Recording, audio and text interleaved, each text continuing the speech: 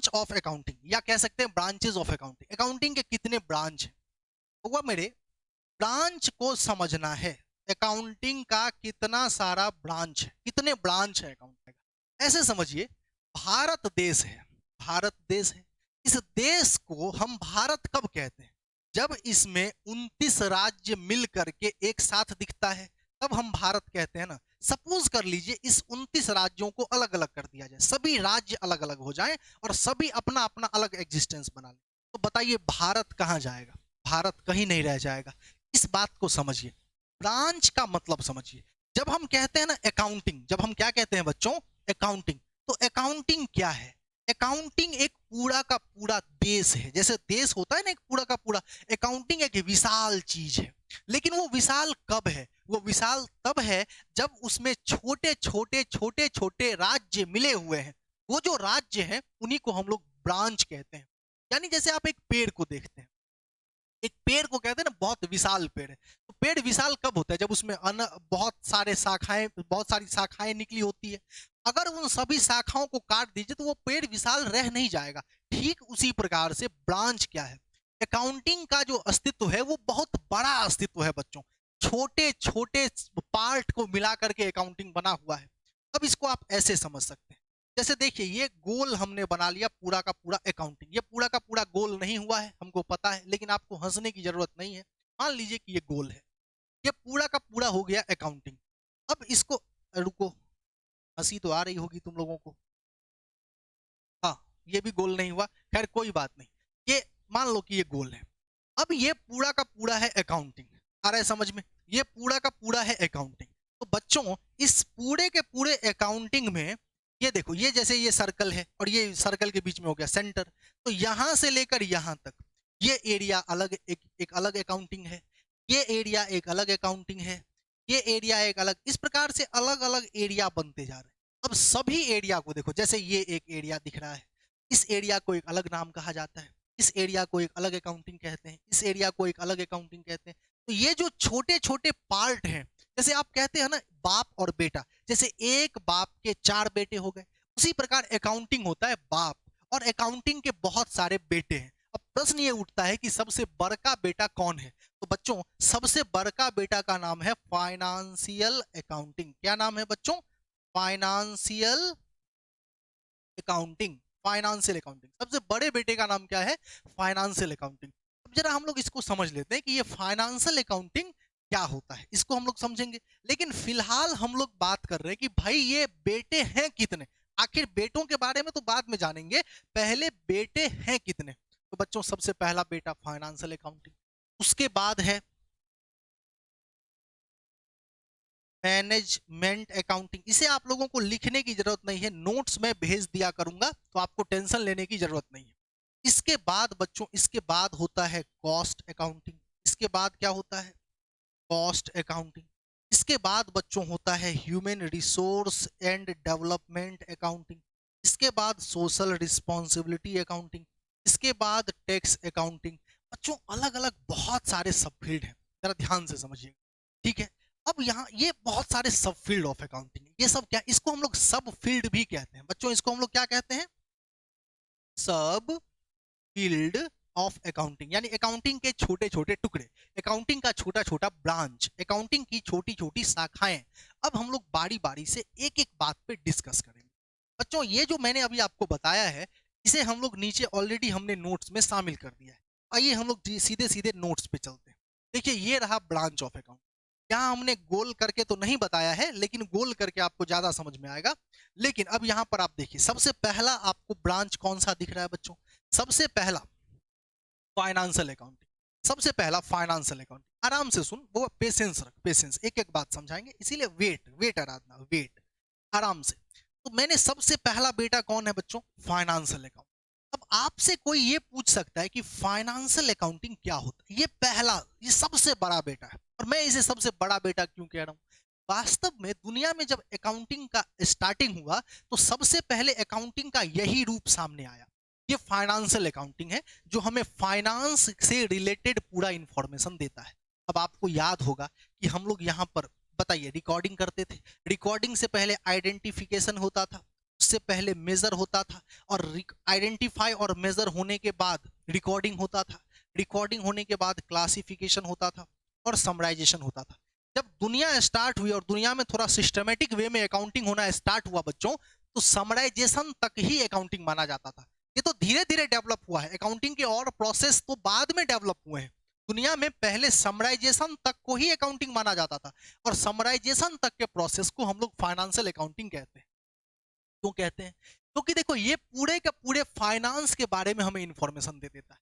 आप सोचिए, सबसे पहले आपने रिकॉर्ड किया, ठीक है, आपने उसके बाद क्या किया? क्लासिफाई किया, ठीक है, आपने उसके बाद क्या किया? समराइज किया। समराइज का मतलब क्या है? आपने फाइनल अकाउंट बना लिया, और आपको आपके बिजनेस के बारे में ये पता चल गया कि भाई बिजनेस में कितना प्रॉफिट हुआ है, बिजनेस में कितना लॉस हुआ है, ये सब आपको पता चल गया। आपको पता चल गया कि बिजनेस में कितने का एसेट है, आपको पता चल गया बिजनेस में कितने का लायबिलिटी है। अभी कंफ्यूज मत होना, एसेट और लायबिलिटी के को लेकर के कंफ्यूज मत होना। अगले चैप्टर में, अगले टॉपिक में हम लोग पूरा का पूरा यही सब सीखने वाले हैं, एसेट क्या होता है, लायबिलिटी क्या होता है। फिलहाल के लिए मैं बताता हूँ, एसेट होता है प्रॉपर्टी, संपत्ति, जिसको आप संपत्ति कहते हैं, जमीन जायदाद। सुने हैं डायलॉग, मेरे पास गाड़ी है, बंगला है, बैंक बैलेंस, सुने हैं ना? वो जो गाड़ी है, बंगला है, बैंक बैलेंस है, वो एसेट होता है, वही एसेट होता है। उसके बाद ये लायबिलिटी, एक होता है लायबिलिटी। लायबिलिटी क्या होता है? लायबिलिटी होता है कर्जा। लायबिलिटी क्या होता है? कर्ज। कर्ज को ही इंग्लिश में आप कहते हैं लायबिलिटी, ठीक है। तो हाँ, कर्ज कर्ज है लायबिलिटी। अब हम लोग बात कर रहे हैं इस प्रकार से, लोन, आपने किसी से लोन ले लिया, कर्ज ले लिया, वो एक तरह का लायबिलिटी होता है। तो अब यहाँ पे हम बात कर रहे हैं कि सर फाइनेंशियल अकाउंटिंग हमें क्या बताता है। तो बच्चों, फाइनेंशियल अकाउंटिंग आपको आपके बिजनेस का प्रॉफिट या लॉस दिखा देता है, आपको आपके बिजनेस का एसेट और लायबिलिटी बता देता है, यानी आपको आपका औकात बता देता है। आपको आपका क्या बता देता है? वो औकात बता देता है। तो ये औकात आपको पता चल गया फाइनेंशियल अकाउंटिंग। अब हम लोग बात कर रहे हैं कि सर फाइनेंशियल अकाउंटिंग से हमको औकात पता चल गया, लेकिन बच्चों फाइनेंशियल अकाउंटिंग के बाद एक दूसरा ब्रांच का डेवलपमेंट हुआ, जिसका नाम है मैनेजमेंट अकाउंटिंग। जरा आराम से समझ, जिसका नाम क्या है बच्चों? Management accounting. अब जरा इसको समझते हैं बच्चों। जब सब कुछ चल ही रहा था तो दुनिया में मैनेजमेंट अकाउंटिंग का जन्म हुआ क्यों? वास्तव में मैनेजमेंट अकाउंटिंग का जन्म बच्चों इस कारण से हुआ, क्योंकि देखो लोगों के पास प्रॉफिट या लॉस की जानकारी तो आ गई, लेकिन उन्हें ये नहीं पता था, ये नहीं पता था कि ये प्रॉफिट हमारे बिजनेस का गुड है या बैड है। अगर गुड है तो क्यों है, अगर बैड है तो क्यों है, हमारा स्ट्रेंथ क्या है और हमारी वीकनेसेस क्या है, ये सब उसको पता नहीं था। तो इन सब चीजों के लिए एक नया सब फील्ड बनाया गया, जिसे हम लोग कहते हैं मैनेजमेंट अकाउंटिंग। और मैनेजमेंट अकाउंटिंग में एनालिसिस की गई, इंटरप्रेट किया गया और कम्युनिकेशन किया गया। तो बच्चों एनालिसिस, इंटरप्रिटेशन और कम्युनिकेशन का काम जो है वो मैनेजमेंट अकाउंटिंग का है। तो मुझे लगता है कि अब आप लोग ये तो समझ गए होंगे कि फाइनेंशियल अकाउंटिंग सबसे बड़ा बेटा है। अब फाइनेंशियल अकाउंटिंग में सारा काम हो गया है, बस उन चीजों को हम लोग एनालाइज करते हैं, इंटरप्रेट करते हैं और कम्युनिकेट करते हैं। तो इन चीजों के लिए अकाउंटिंग का एक अलग ब्रांच काम करता है, जिसे हम लोग मैनेजमेंट अकाउंटिंग कहते हैं। अब यहां पर इस बात को समझिए कि फाइनेंशियल अकाउंटिंग अगर नहीं होगा तो मैनेजमेंट अकाउंटिंग काम कर सकता है क्या? जल्दी से एक बार कमेंट करके बताइए। अगर फाइनेंशियल अकाउंटिंग ही नहीं होगा तो क्या मैनेजमेंट अकाउंटिंग काम कर सकता है क्या? एक बार सोच के देखिए। अगर फाइनेंशियल अकाउंटिंग नहीं होगा तो मैनेजमेंट अकाउंटिंग कुछ कर ही नहीं सकता है। आप सभी बच्चों का जवाब बिल्कुल सही है। अब हम आपको ये समझाते हैं, ये समझा देखिए, इसका एक सबसे आसान तरीके से आपको क्लियर हो जाएगा कि फाइनेंशियल अकाउंटिंग और मैनेजमेंट अकाउंटिंग में क्या अंतर होता है। बच्चों फाइनेंशियल अकाउंटिंग है बिना साउंड का सिनेमा। बिना साउंड का सिनेमा देखे हैं? बिना साउंड का, जिस सिनेमा में साउंड नहीं है, बिना साउंड का सिनेमा देखे हैं? मतलब नहीं देखे हैं, लेकिन कभी कभी म्यूट कर दीजिएगा, सिंपल है ना। कोई सिनेमा चला लीजिएगा, म्यूट कर दीजिएगा, है ना, आवाज म्यूट कर दीजिएगा, सिनेमा चलता रहेगा। अब सोचिए उस सिनेमा में आपको पिक्चर तो दिखाई रहा है, जैसे पिक्चर दिखा रहा है, हीरो आया, फिर उसके बाद गुंडा आया, हीरो मार दिया, ग्रेविटी चला गया कहीं और गुंडा उड़ रहा है, मतलब धरती अपना ग्रेविटी छोड़ देती है और फिजिक्स अपना सारा कंसेप्ट छोड़ देता है। खैर खैर ये सब तो होता रहता है। मेरे कहने का मतलब ये होता है कि फाइनेंशियल अकाउंटिंग एक ऐसा चीज है जो आपको आपका वास्तविकता तो बता देता है, आपको आपका वास्तविकता तो बता देता है, लेकिन वो गुड है या बैड है ये आपको नहीं बताता है। तो एक्चुअली पिक्चर में जब साउंड आता है ना, तो उसे हम लोग मैनेजमेंट अकाउंटिंग कहते हैं। मैनेजमेंट अकाउंटिंग साउंड है और फाइनेंशियल अकाउंटिंग पिक्चर है, और दोनों मिल गया तो बन जाता है सिनेमा। इस सिनेमा का नाम क्या है? अकाउंटिंग। समझ में आ गया? मैनेजमेंट अकाउंटिंग क्या है बच्चों? मैनेजमेंट अकाउंटिंग पिक्चर है, पिक्चर है, चित्र है, चित्र। और ये क्या है? साउंड है, ये साउंड है। तो जब मूवी में पिक्चर भी हो और साउंड भी हो, तब दोनों मिलेगा तभी सिनेमा बनेगा। तो इस प्रकार से मैनेजमेंट अकाउंटिंग बोलता है, मैनेजमेंट अकाउंटिंग साउंड है, साउंड मतलब बोलता है कि क्या गुड है और क्या बैड है। कोई चीज गुड है तो क्यों गुड है, और बैड है तो क्यों बैड है। ये बोलने का काम फाइनेंशियल अकाउंटिंग नहीं करता है। फाइनेंशियल अकाउंटिंग केवल शो कर देता है कि प्रॉफिट इतना हुआ, लॉस इतना हुआ। हाँ बिल्कुल, बिल्कुल बिल्कुल अमृत, सही है।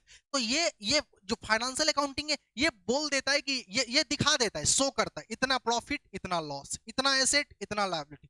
अब ये सही है कि गलत है, इन सब के लिए तुमको मैनेजमेंट अकाउंटिंग पे जाना होगा। और मैनेजमेंट अकाउंटिंग तुमको बताता है कि क्या होना चाहिए, क्या नहीं होना चाहिए, क्या क्या और चेंज हो सकता है, क्या क्या और बेहतर हो सकता है, ये सब कुछ मैनेजमेंट अकाउंटिंग बताता है। मुझे लगता है कि फाइनेंशियल और मैनेजमेंट आप लोग समझ गए होंगे। एक बार कमेंट चाहिए, एक बार सभी बच्चों का फाइनेंशियल अकाउंटिंग और मैनेजमेंट अकाउंटिंग को लेकर के कमेंट चाहिए कि आप सभी बच्चे समझ गए कि नहीं समझ गए। वेरी गुड, बहुत अच्छी बात है, बहुत अच्छी बात है, सभी बच्चे समझ गए। अब हम लोग बात करेंगे सर कॉस्ट अकाउंटिंग की।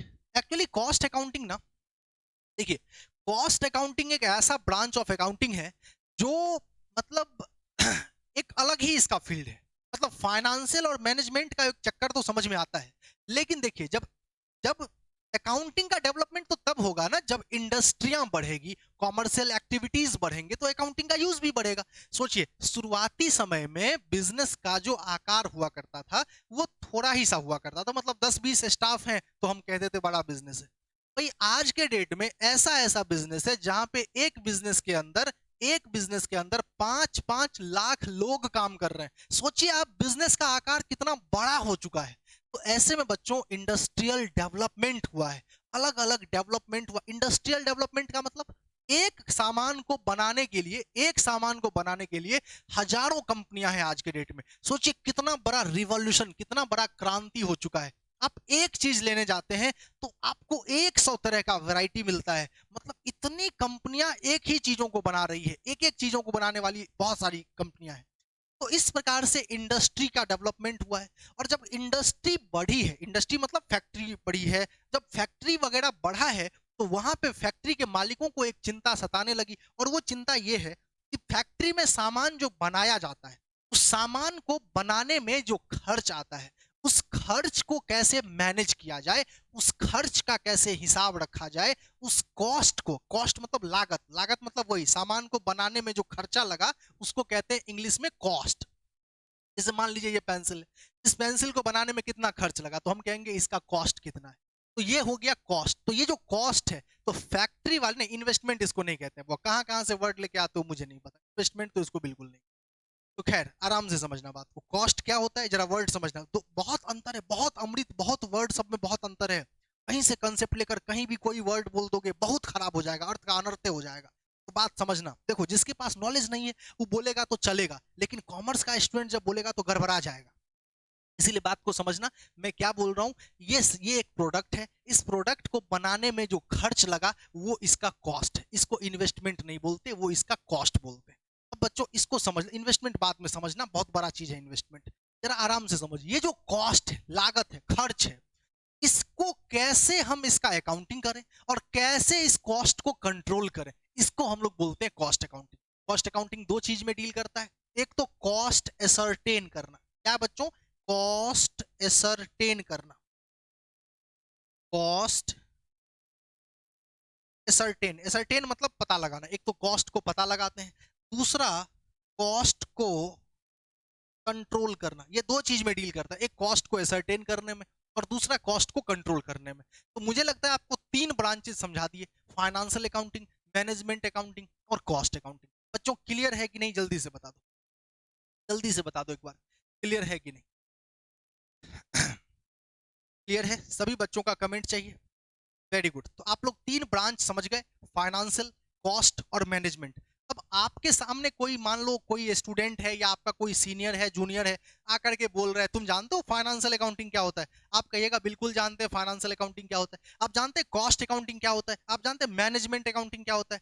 तो आप आराम से एक एक बात सामने वाले को समझा सकते हैं। खैर, कॉस्ट अकाउंटिंग का मतलब, कॉस्ट अकाउंटिंग का मतलब बड़ी बड़ी इंडस्ट्री, जहां पे सामान बनाए जाते हैं वहां पर कॉस्ट को पता लगाया जाता है कि भाई इस सामान को बनाने में कितना खर्चा लगा और उसको हम कैसे कंट्रोल करें। 10 रुपया में एक पेंसिल बन रहा है, क्या करें कि 9 रुपया में पेंसिल बन जाए। इस प्रोसेस को, ये जो काम है इसको करने को हम लोग बोलते हैं कॉस्ट अकाउंटिंग। यानी कॉस्ट अकाउंटेंट जो होते हैं वो दो काम पे ध्यान देते हैं। एक तो कॉस्ट को एसरटेन करना यानी कॉस्ट का पता लगाना, और दूसरा कॉस्ट को मिनिमाइज करना, कॉस्ट को कंट्रोल करना, कैसे करके कॉस्ट को कम करें। ताकि आज बहुत बड़ी कंपटीशन छिड़ी हुई है बच्चों, बहुत बड़ी कंपटीशन छिड़ी हुई है। दो कंपनियों के बीच में कंपटीशन है। जैसे एक कंपनियां 10 रुपए में प्रोडक्ट बना रही है, दूसरी कंपनी 9 रुपए में प्रोडक्ट बना रही है। ऑब्वियस बात है जो कंपनी 9 रुपए में प्रोडक्ट बनाएगी उसका प्रोडक्ट ज्यादा बिकेगा। इसी वजह से वहां पे सभी कंपनियां एक अलग ही काम कर रही है कि भाई how to minimise cost, how to minimise cost. और जो कंपनियां ये कर पा रही है उसका प्रोडक्ट सस्ता और अच्छा होता है, और सस्ता और अच्छा होने के कारण बहुत अच्छा चलता है। आप जानते हैं आज आप इंडिया के हर बच्चों के पास देखिए, अगर हर बच्चा इंडिया का आज रैम, क्या बोलते हैं, मेगा पिक्सल और MAH अगर ये सब समझ गया है, अगर इंडिया का हर बच्चा, तो समझिए उसमें रेडमी, ओप्पो, वीवो का बहुत बड़ा योगदान है। अदरवाइज स्मार्टफोन तो उससे पहले सैमसंग भी बनाती थी और सभी के पास स्मार्टफोन नहीं था, स्मार्टफोन एक सपना हुआ करता था। और ये जब रेडमी वगैरह आया है तो 5-5 हजार में स्मार्टफोन दिया है, और 5-5 हजार के कारण हर घर में हर बच्चा एफोर्ड कर पाया है, और उसको ये पता चल गया है कि मेगा पिक्सल क्या होता है, और उसको ये पता चल गया है कि मतलब MAH क्या होता है, या इसके अलावे और भी जो रैम वगैरह, रैम रोम जो भी होता है। तो सोच के देखिए, इस बात को जरा समझिए, सस्ता और अच्छा, जब सस्ता और अच्छा की बात होती है तो यहां पे आता है कॉस्ट अकाउंटिंग। आपको पता है चाइना को हम लोग बहुत अगेंस्ट करते हैं कि भाई चाइनीज का विरोध कर देंगे, ये कर देंगे, वो कर देंगे, कर ही क्या पाएंगे। एक बात बताइए, आपको पता है अभी डिजिटल हो गया। मैं आपको एक फैक्ट बताता हूँ, फैक्ट आपको जनरली कम सुनने को मिलता है, इसीलिए एक फैक्ट बताते हैं। जैसे देखिए अभी लॉकडाउन हो गया, भारत सरकार ने लॉकडाउन कर दिया। लॉकडाउन होने के बाद हर एक टीचर के पास एक चैलेंज आया कि वो ऑनलाइन पढ़ाए, और ऑनलाइन पढ़ाने के लिए चाहिए कैमरा, चाहिए माइक, चाहिए लाइट। और आप ढूंढ के देखोगे ना कैमरा, तो कैमरा आपको मिलेगा चाइनीज, माइक आपको मिलेगा सस्ता चाइनीज, और हर एक टीचर ने वही खरीदा है, हर एक टीचर ने वही खरीदा है, लाइट, कैमरा। भाई लॉकडाउन तो लगा दिया, लेकिन सोचा कि लॉकडाउन से निपटने के लिए हम भारतीय सामान बना रहे हैं क्या उस रेंज में? नहीं बना रहे, और हम फिर विरोध करेंगे चाइना को। भाई भले ही वो बहुत गलत है, लेकिन उसका विरोध बोलने से नहीं होगा, उसका विरोध हमारे यहाँ के इंडस्ट्री को डेवलप करने से होगा।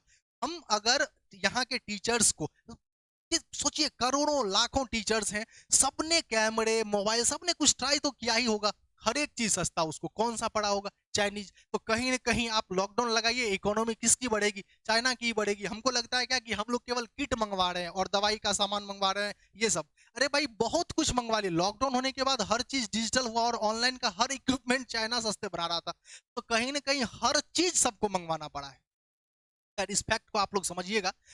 तो मेरे कहने का मतलब यह है कि अच्छा एक बात सोचिए, सैमसंग कंपनी उससे पहले भी एग्जिस्ट कर रही थी, और क्यों आज आपको सैमसंग कंपनी 10-10 हजार में स्मार्टफोन बना के दे रही है? यही सैमसंग कंपनी थी, यही सैमसंग कंपनी थी जो इससे पहले 25-25 हजार में, 20-20 हजार में बेच रही थी, और एक साधारण सा आदमी, middle class family, lower middle class family effort तक नहीं कर पा रहा था।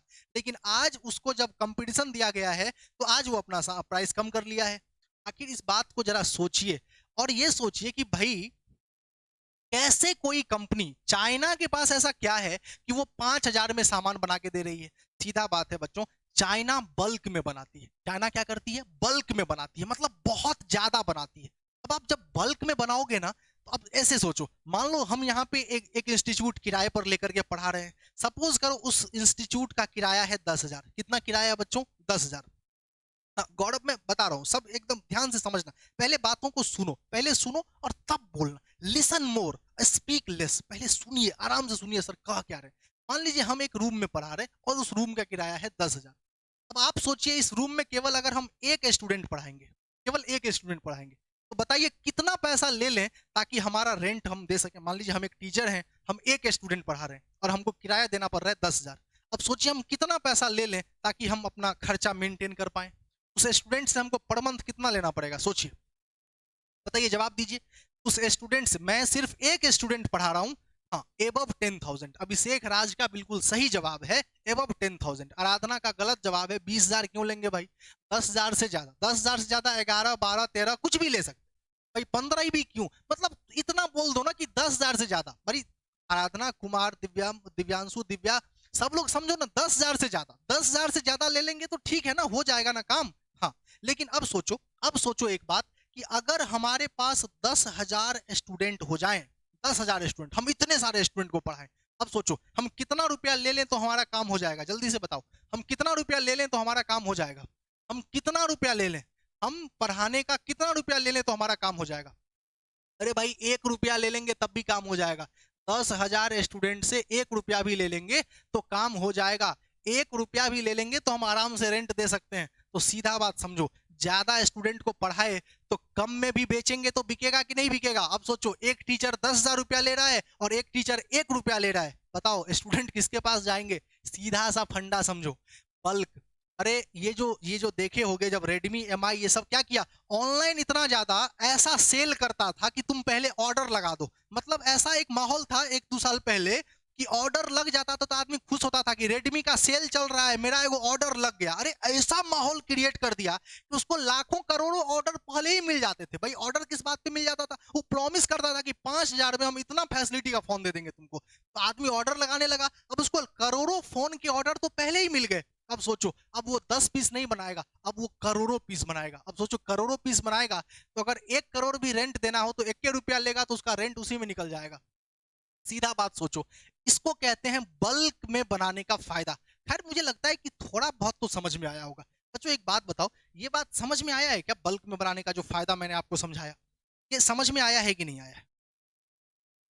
हाँ, वेरी गुड, ओके, बहुत अच्छी बात है, ठीक है, ठीक है, चलिए बहुत अच्छी बात है। तो इस प्रकार से ये होता है कॉस्ट अकाउंटिंग। तो ये कॉस्ट अकाउंटेंट का काम है कि भाई हम कैसे कॉस्ट को रिड्यूस कर लें, कैसे हम कॉस्ट को मिनिमाइज कर लें, ताकि आराम से हम एक अच्छा प्रोडक्ट सस्ता बेच सके। तो खैर आप लोगों को ये समझ में आ गया होगा कि फाइनेंशियल अकाउंटेंट क्या करता है, फाइनेंशियल अकाउंटिंग का क्या काम है, कॉस्ट अकाउंटेंट क्या करता है, कॉस्ट अकाउंटिंग का क्या फील्ड है, और मैनेजमेंट अकाउंटेंट क्या करता है और मैनेजमेंट अकाउंटिंग का क्या फील्ड है। इसके बाद हम लोग बात कर रहे हैं ह्यूमन रिसोर्स अकाउंटिंग। बच्चों ह्यूमन रिसोर्स अकाउंटिंग क्या है, ह्यूमन रिसोर्स अकाउंटिंग क्या है, जरा इसको हम लोग समझ लेते हैं। देखो, एक मिनट बच्चों,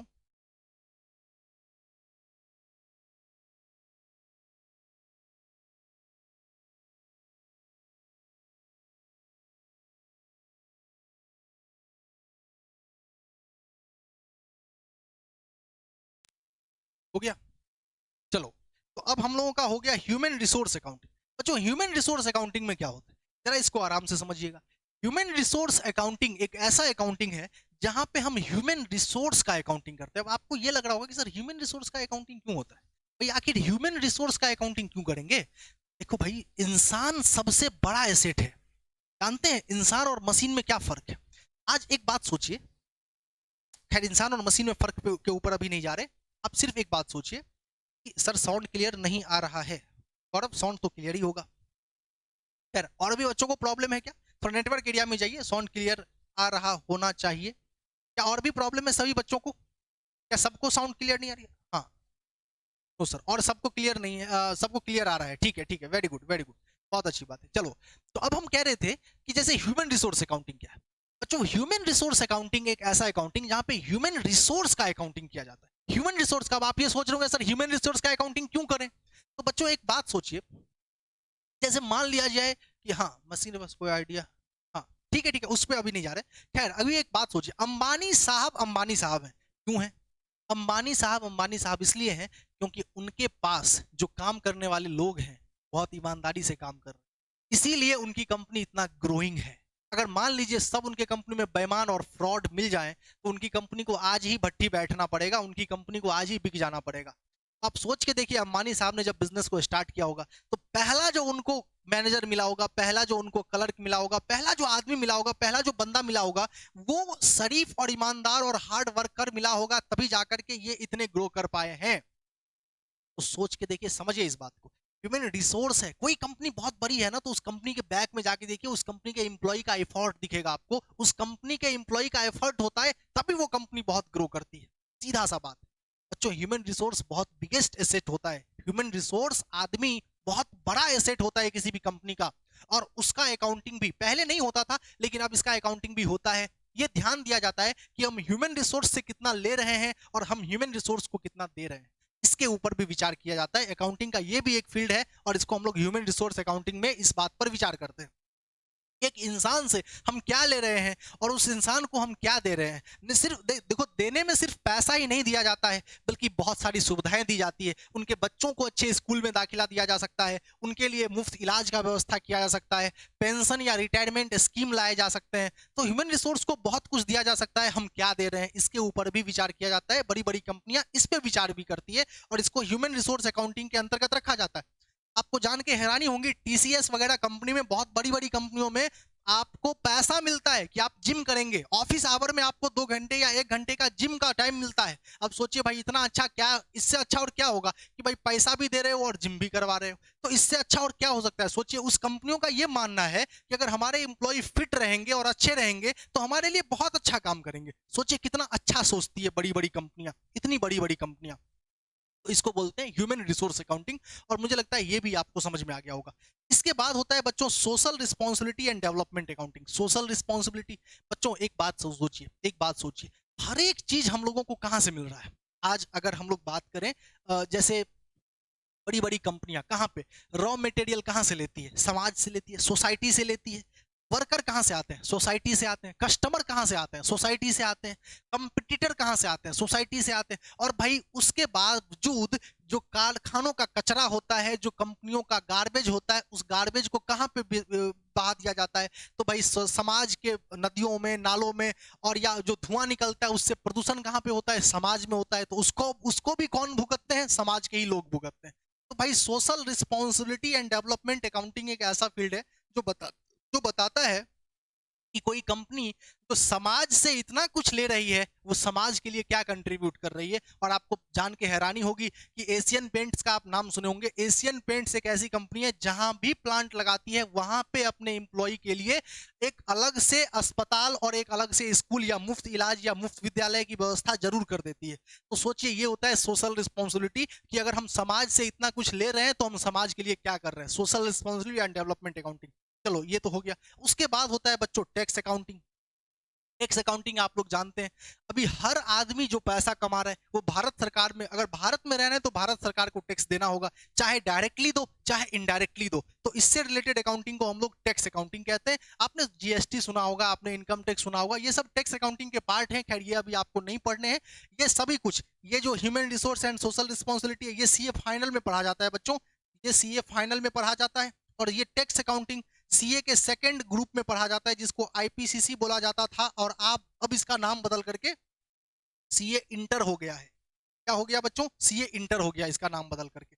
तो खैर, तो ये सेकंड ग्रुप है, सेकंड पार्ट है, जिसमें जाकर आप ये टैक्स अकाउंटिंग वगैरह पढ़ते हैं, मैनेजमेंट अकाउंटिंग वगैरह पढ़ते हैं। और ये जो चीजें हैं, ये चीज human resource and social responsibility, ये आप पढ़ते हैं सीए फाइनल में जाकर के।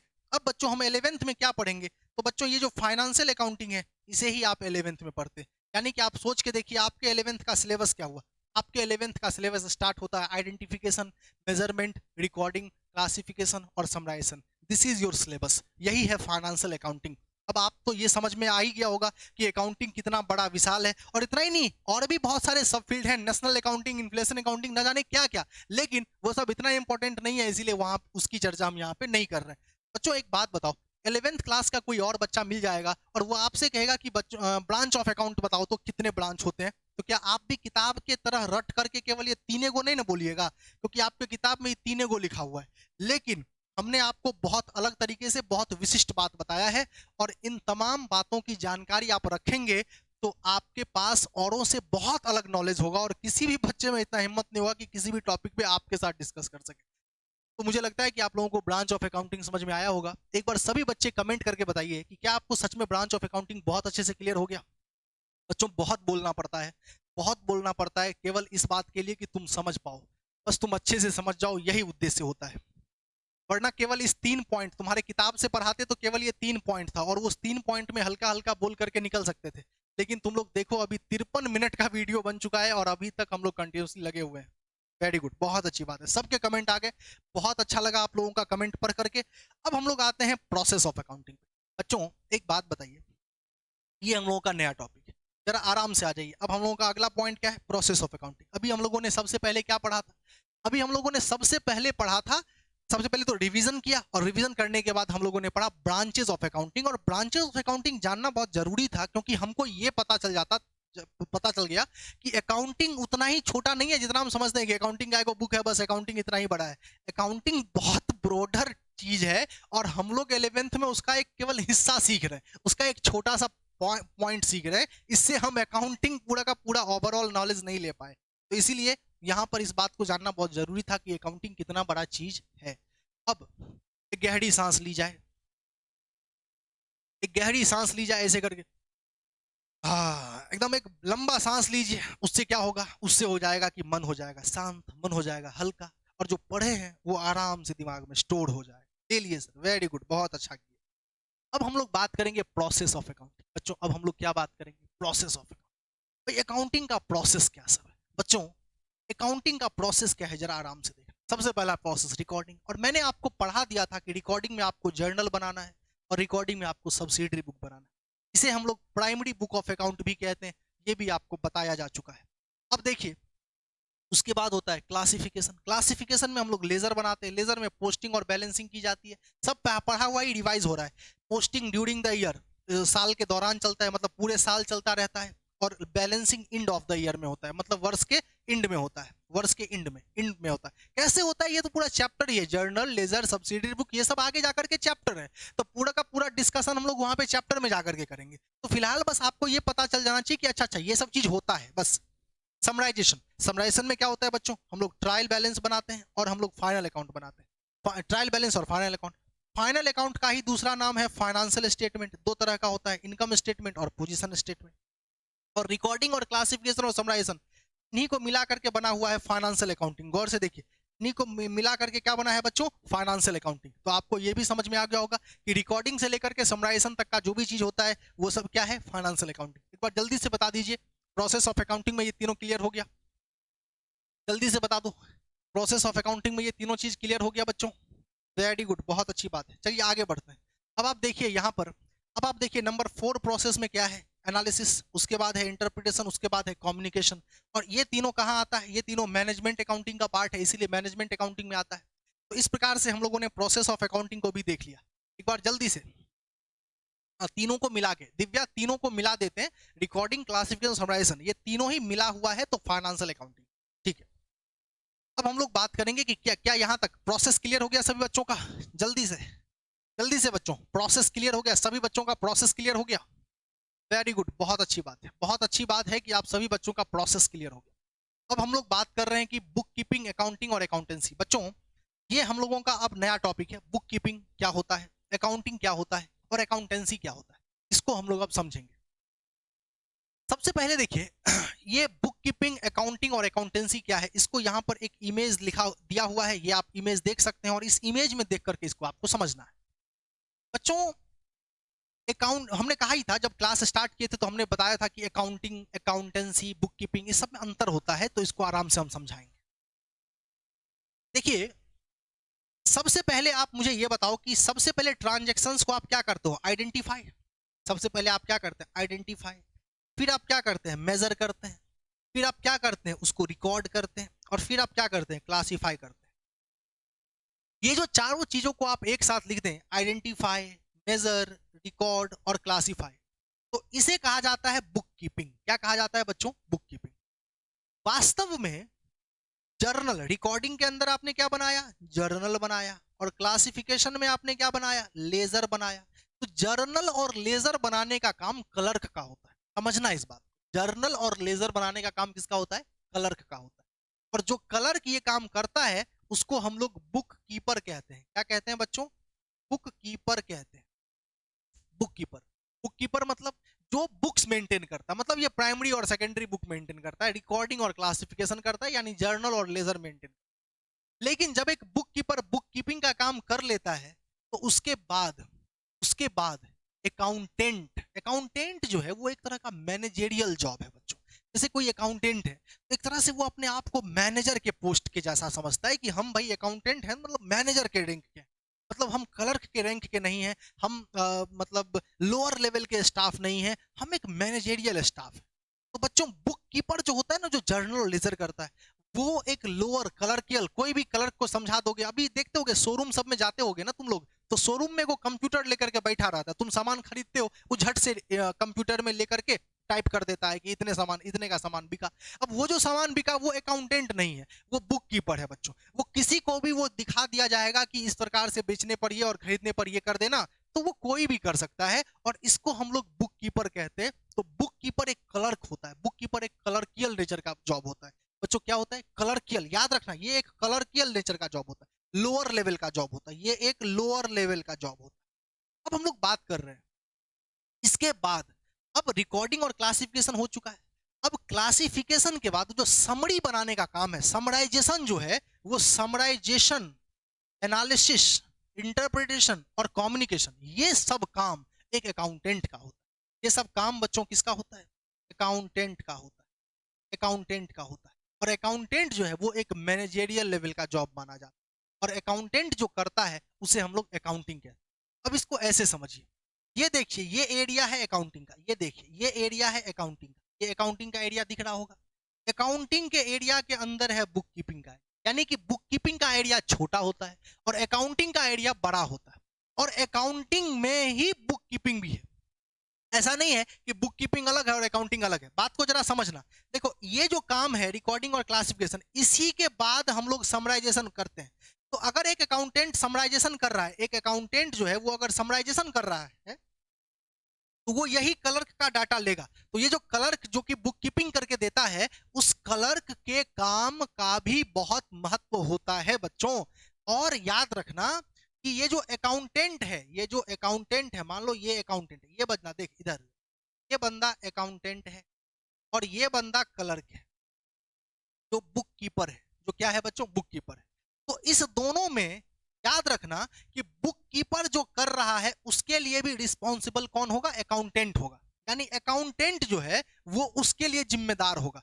मतलब ऐसे समझो ना, डॉक्टर और कंपाउंडर समझते हो? डॉक्टर, ये डॉक्टर है और ये कंपाउंडर है। कंपाउंडर कुछ गलती कर दे, हम लोग डॉक्टर को ही बोलेंगे कि आप गलत किए। ठीक उसी प्रकार, हाँ सब डिपेंड, हाँ ठीक है, वो जैसे डॉक्टर के पास एक हेल्पर होता है ना, डॉक्टर के पास एक हेल्पर होता है, और डॉक्टर को अगर कोई हेल्पर कोई गलती भी करता है तो हम लोग तो डॉक्टर को बोलते हैं कि आपने गलत किया है। ठीक उसी प्रकार अगर कोई बुक कीपर गलती भी करेगा ना, तो हम लोग अकाउंटेंट को ही कहेंगे कि भाई you are responsible for this error. तो इसीलिए याद रखिएगा कि accountant is responsible for the work of bookkeeper. एक बार रिपीट कर लीजिएगा, अकाउंटेंट इज रिस्पॉन्सिबल, जहां है वहीं से रिपीट कर लीजिए, कोई दिक्कत नहीं है कि कोई सुनेगा नहीं सुनेगा क्या बोलेगा। सबसे बड़ा रोग है कि क्या कहेंगे लोग, लोग क्या कहेंगे उस सब पे नहीं जाना है, रिपीट कर लीजिए। Accountant is responsible for the work of bookkeeper, एक बार रिपीट कर लीजिए, accountant is responsible for the work of book keeper, ये आपको रिपीट कर लेना है। अब हम लोग बात कर रहे हैं, आगे बढ़ते हैं।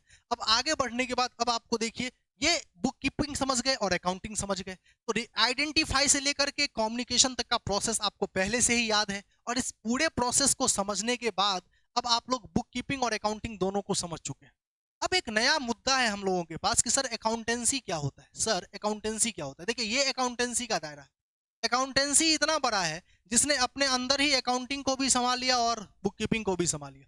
ऑब्वियसली ना, अगर अकाउंटिंग को संभाल लिया तो अकाउंटिंग के अंदर ही बुक कीपिंग है, तो वो तो ऑलरेडी समा जाएगा। तो ठीक ऐसे ही समझिए, पहले अकाउंटेंसी क्या होता है बच्चों। अकाउंटेंसी एक साइंस है। अकाउंटेंसी क्या है? साइंस है। यह एक नॉलेज है। अकाउंट साइंस, साइंस किसको कहते हैं? साइंस कहते हैं बच्चों नॉलेज को।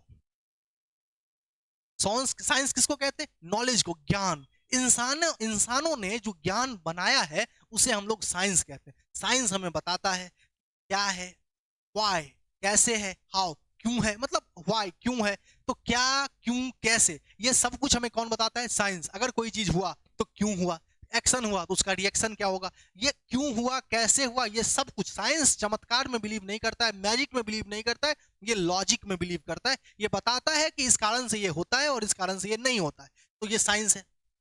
तो अकाउंटेंसी क्या है? यह एक थ्योरी है, यह एक नॉलेज है, यह ज्ञान है। ये वो ज्ञान है जो आपको बताता है कि आपको अकाउंटिंग कैसे करनी है। अकाउंटेंसी क्या हुआ? अब इसको ऐसे समझिए, जब हम बुक पढ़ रहे हैं कि अकाउंट, अभी हम लोग अकाउंटिंग सीख रहे हैं, अभी अकाउंटिंग सीख रहे हैं, तो इसका मतलब हम लोग क्या कर रहे हैं? अकाउंटेंसी का नॉलेज ले रहे हैं, अकाउंटेंसी का नॉलेज ले रहे हैं। और जब कल को जा करके किसी कंपनी में आप लोग अकाउंटिंग करिएगा तो उसको बोलिएगा आर्ट। अकाउंटिंग क्या है? एक आर्ट है, ये करना हो गया और अकाउंटेंसी में सीखना हो गया। क्या बच्चों समझ में आ गया? अकाउंटिंग अकाउंटेंसी में आप सीख रहे हैं कि भाई कैसे अकाउंटिंग करना है। तो अकाउंटेंसी एक ऐसा नॉलेज है जो आपको accounting as well as bookkeeping को सिखाता है। और अकाउंटिंग जो है वो एक आर्ट है। अकाउंटिंग वो है जो एक अकाउंटेंट करता है। जब आप बुक कीपिंग और अकाउंटिंग का काम जाकर के करते हैं तो इसका मतलब आप अकाउंटेंसी से सीख करके बुक कीपिंग का काम कर रहे हैं या अकाउंटिंग का। तो अकाउंटेंसी क्या हो गया? अकाउंटेंसी हो गया नॉलेज, जो हमें क्या सिखाता है? अकाउंटिंग सिखाता है। अकाउंटिंग सिखाता है इसका मतलब ऑलरेडी बुक कीपिंग भी सिखाता है, क्योंकि अकाउंटिंग के अंदर ही बुक कीपिंग आता है। और अकाउंटिंग और बुक कीपिंग क्या है? ये दोनों आर्ट है। ये दोनों, ये हमें ये करना हो गया। अकाउंटेंसी सीखना हो गया और बुक कीपिंग और अकाउंटिंग करना हो गया। एक बार जल्दी से बता दीजिए ये समझ में आया है कि नहीं? एक बार सभी बच्चे बता दीजिए कि बुक कीपिंग, अकाउंटिंग और अकाउंटेंसी क्लियर है कि नहीं? वेरी गुड, बहुत अच्छी बात है। अब हम लोग नीचे कुछ बातों को हमने लिख दिया है ताकि आपको कहीं कोई दिक्कत ना हो। तो सबसे पहले आप देखिए, book keeping is a part of accounting. बच्चों, बुक कीपिंग क्या है? बुक कीपिंग अकाउंटिंग का पार्ट है, ये याद रखिएगा। बुक कीपिंग अकाउंटिंग का पार्ट है, ये इस इमेज से भी क्लियर हो रहा है आपको। चलिए आगे बढ़ते हैं। उसके बाद देखिए, accounting start where bookkeeping ends. Accounting कहाँ से शुरू होता है? पहले ही मैंने बता दिया कि देखिए, रिकॉर्डिंग और क्लासिफिकेशन, क्लासिफिकेशन पे जाकर के बुक कीपिंग समाप्त होता है और वहां से समराइजेशन एनालिसिस इंटरप्रिटेशन कम्युनिकेशन ये स्टार्ट होता है। समझ में आ रहा है ना? समराइजेशन एनालिसिस इंटरप्रिटेशन और कम्युनिकेशन ये स्टार्ट होता है। तो बुक कीपिंग जहां पे खत्म होता है वहां से अकाउंटेंट का काम शुरू होता है। तो ये दूसरा पॉइंट भी आपको समझ में आ गया होगा। उसके बाद हमने लिखवाया कि अकाउंटेंसी जो है वो एक नॉलेज है। अकाउंटेंसी नॉलेज है, नॉलेज को ही हम लोग साइंस कहते हैं। बट अकाउंटिंग इज एक्शन और प्रोसेस। यह एक्शन है या प्रोसेस है, यह एक आर्ट है। तो यह आर्ट है, ये भी समझ में आ गया होगा। अकाउंटेंसी एक साइंस है और अकाउंटिंग एक आर्ट है, ये करना है। ये अकाउंटेंसी साइंस है, मतलब इसको सीखा जाएगा और एक्शन अकाउंटिंग में किया जाएगा, अकाउंटिंग में करना हो गया। और अकाउंटिंग इज द एप्लीकेशन, याद रखिएगा, accountancy is the application of accountancy. Accounting क्या है? ये इस लाइन से तो सब कुछ क्लियर हो जाता है। अकाउंटिंग क्या है? तो अकाउंटेंसी में जो आपने सीखा उसको अप्लाई करना। एप्लीकेशन मतलब अप्लाई करना। जो भी हम अकाउंटेंसी में सीखे उसे हम अप्लाई करते हैं, तो इसे हम लोग अकाउंटिंग कहते हैं। तो मुझे बच्चों एक बात बता दो कि बुक कीपिंग अकाउंटेंसी और अकाउंटिंग, बुक कीपिंग अकाउंटिंग और अकाउंटेंसी ये क्लियर हुआ अच्छे से कि नहीं हुआ? जल्दी से बता दो। ये अच्छे से क्लियर हो गया? वेरी गुड, बहुत अच्छी बात है। तो इस प्रकार से हम लोगों का सारा काम हो गया है।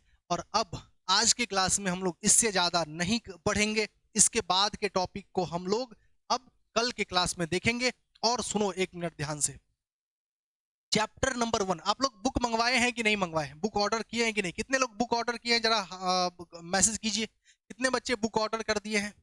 अकाउंटिंग के बुक का लिंक आपको भेजा गया था आपके बैच में, मैसेज में, चैट सेक्शन में आपको दिख रहा होगा। अनूस ने बोला जी सर। नो सर नहीं, जी सर वाले मैसेज कीजिए कि कौन कौन बुक का ऑर्डर कर दिए हैं। क्योंकि अगर आपको पढ़ना है और कॉमर्स पढ़ना है तो फिर ढंग से पढ़ना है, नहीं पढ़ना है तो फिर कोई बात नहीं। अनिकेत ने कहा, दक्ष ने कहा, आराधना ने कहा, हाँ आशय ने कहा, निशांत निशांत झा आज बहुत लेट हुए हैं आप। और दिव्या सर डिलीवरी बंद है। हाँ तो कोई बात नहीं, उसका उपाय ढूंढ। डिलीवरी कैसे बंद है? हम लोग भी तो मंगवा रहे हैं, तो सामान तो आ रहा है। खैर जो भी है, दूसरा एड्रेस दो जहाँ पे डिलीवरी स्टार्ट है, वहां पे एड्रेस दो, है ना? जो भी है, अमेजोन से मंगवा लो, फ्लिपकार्ट से मंगवा लो, या ऑफलाइन में किसी बुक सेंटर वाले को बोलो कि वो मंगवा दे और कुछ एक्स्ट्रा पैसे ले ले। जो भी है मतलब मैनेज करो, रास्ता निकालो। और नहीं निकलता है तो हमको फोन करना, हम देखेंगे क्या क्या हो सकता है। हाँ खैर चलो, कैश ऑन डिलीवरी लेने का क्या जरूरत है गौरव भाई? पैसा दे दो ना, कैश ऑन डिलीवरी क्या चाहिए? कैश ऑन डिलीवरी देगा तभी मंगवाओगे, ये कौन सा बात होता है? हाँ खैर जो भी है, ओल्ड बुक चलना चाहिए, लेकिन ओल्ड बुक में वही होगा कि हम यहाँ पे तुमको बोलेंगे पेज नंबर इस पे आओ, और तुम वहां पे जब पेज नंबर देखोगे तो उस पेज नंबर में कुछ और रहेगा मोहित। तो ओल्ड बुक है तो तुम्हारा काम एटलीस्ट चल सकता है मोहित, चलेगा। 1 साल पुराना अगर बुक है तो चल सकता है तुम्हारा काम। खैर चलो, अब हम लोग आते हैं मुद्दे पर। तो या ओल्ड बुक सेंटर में पता कर लो, 1 साल पुराना बुक एटलीस्ट चल जाएगा। हाँ हाँ, लेट कहाँ हुए सर? अच्छा निशांत, आप शुरू से ही थे? मैंने देखा कि आप जब शुरू में लाइव में, मैंने देखा कि आप नहीं थे। हो सकता है मेरे से ही देखने में दिक्कत हुई थी। हाँ 2020 एडिशन है सर मेरे पास। हाँ चलेगा, चलेगा फिर, ठीक है अमृत, ओके। तो इस प्रकार से, अच्छा ठीक है निशांत, ठीक है, नेट खत्म हो गया था। अच्छा अच्छा, कोई कोई बात नहीं निशांत, ठीक है। तो अभी मैं यहाँ तक मैंने आपको बता दिया, बुक वगैरह ऑर्डर कर लीजिएगा। अब हम आपको बता देते हैं कि अभी जो आप लोगों ने पढ़ा है पिछले 3-4 क्लासेस में, आप लोगों ने क्या क्या सीख लिया है। आप लोगों ने चैप्टर 1 जिसका नाम है इंट्रोडक्शन, उसको आप लोगों ने 70% टू 75%, लगभग 75% खत्म कर दिया है। अब केवल 25% बचा हुआ है और वो 25% कल समाप्त हो जाएगा और इसी के साथ हम लोगों का चैप्टर नंबर 1 समाप्त हो जाएगा। तो इसीलिए बुक वगैरह भी अब मंगवाने पे जोर दीजिए और मिलते हैं अगले क्लास में। इसी के साथ हम अपने वाणी को विराम देते हैं। एक बार सभी बच्चे बता दीजिए आज का क्लास आपको समझ में आया? सभी बच्चे एक बार जल्दी से बता दीजिए आज का क्लास सबको समझ में आया, कोई दिक्कत तो नहीं? और बुआ अगर कोई दिक्कत हुआ भी होगा तो हमें फोन करके बताना, हमें मैसेज करके बताना। और एक बात तो और तुम लोग जानते ही हो कि डेमो अभी बिल्कुल फ्री है, तो जितने भी बच्चों को शेयर कर सको थोड़ा बहुत शेयर करना, क्योंकि हम सिर्फ पढ़ा सकते हैं, बाकी तो तुम ही लोग जो करोगे वो करोगे। तो इसीलिए वो भी देख लेना तुम लोग। और चलो इसी के साथ अपने वाणी को विराम देते हैं। मिलते हैं छोटे से ब्रेक के बाद, तब तक के लिए खुश रहिए, मस्त रहिए, व्यस्त रहिए, घर पे रहिए, सुरक्षित रहिए। ओके बाय बुआ सब।